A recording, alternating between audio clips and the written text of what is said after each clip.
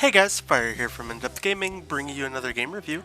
This time we're checking out Hyposhere Rebirth. This game was developed by Atom Software and Poorcat, and published by Poorcat, and releases on January 27th, 2021 for a price of $5.99.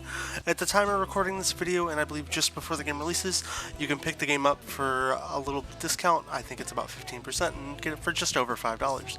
So what is Hyposhere Rebirth? Hyposhere Rebirth is a marble style, kind of just obstacle course style-ish game. You play as this ball, and you're trying to get through different objectives from start to end on these just kind of courses that are laid out and designed in unique ways. Now, this game will be a little similar to a game that, if you're a really old school Xbox player, called Marble Blast Ultra, although it's not quite the same. My biggest kind of complaint, I think, with this game is you can't rotate your camera from side to side. You pretty much can just look forward, so there'll be some obstacles where you are presented to travel, back, forwards, left, right, and you kind of have to use judgment and memory as you traverse across the levels to complete those tracks. The game is actually not too bad, especially for the price point that it comes into. It's pretty fun. It's actually a very easy completion if you are looking to knock the achievements out for the game. The full 1,000 gamer score can be earned in just over an hour. I think it took me about an hour and a half. If you are looking to run through the entire achievements for this game, you just need to beat the first 100 levels, 10 bonus levels, and then basically collect enough of these little red diamond checkpoints. You have to get a total of 2,000. Outside of that, there's nothing really too hard about the game. Even the later stages, you don't really have to worry about collecting stuff if you are pretty diligent when it comes to collecting the little collectible gem things in the first series of levels. It gets a lot easier. I know I played my run through, and then so did Dream. Right around between level 45 and 50, you will have collected enough of these little red token markers, and then you can kind of just speed through and jump past all the obstacles after that. The game, overall, the levels are very easy to do.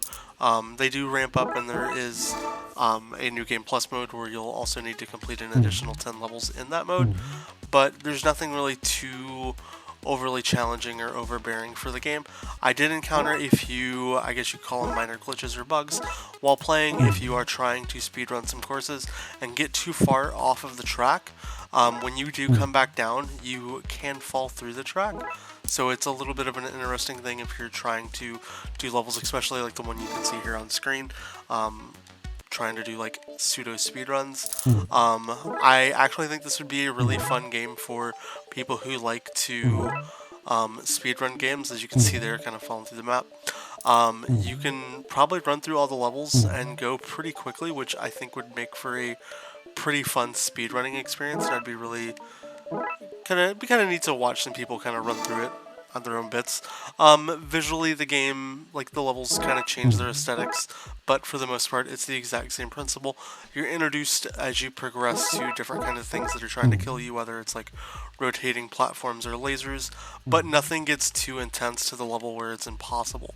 I think on a scale of any type of difficulty, I'd honestly give this game maybe like a 1 or a 2. There's nothing really too challenging, and with the amount of these pickups that you can grab and lives the game gives you, I think when I finished my first 100 level run, I had somewhere like 70 or 80 lives, and these little gold coins you can pick up and then buy additional lives while you're playing. So it does make things hard really in any capacity. If you do encounter any troubles, it's nice to be able to just rinse, repeat, and reset. I haven't encountered anybody that really has ran into any difficulty when it comes to beating, the 100 levels from, really too hard of a standpoint.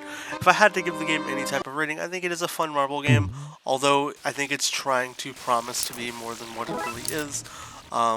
It would be neat to, rotate the camera around, have some collectibles that you actually need to hit, or even make the levels have time restraints, or gold medal challenges, like a bronze, silver, gold timing, platinums, give you a reason to really play the game more than just start to end and collect some little red gems.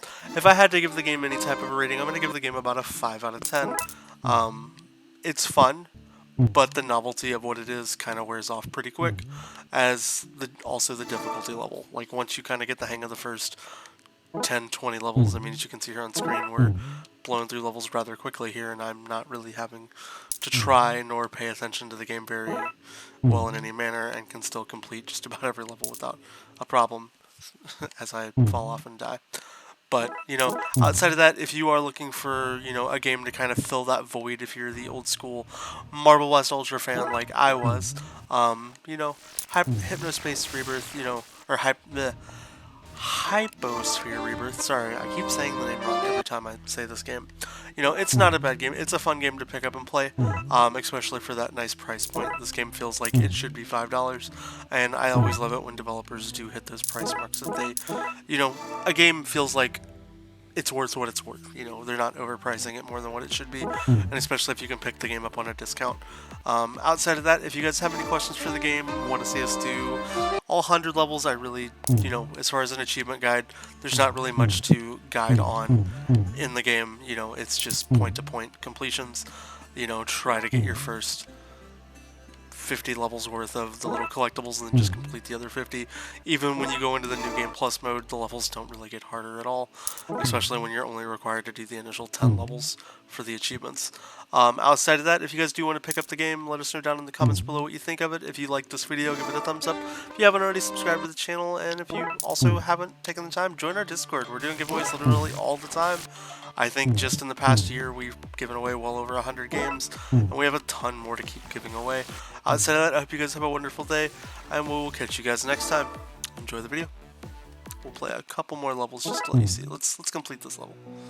So one thing that is kind of fun that I do enjoy is just completely bypassing parts of a level and just going to where I want to. You can even go in the backside.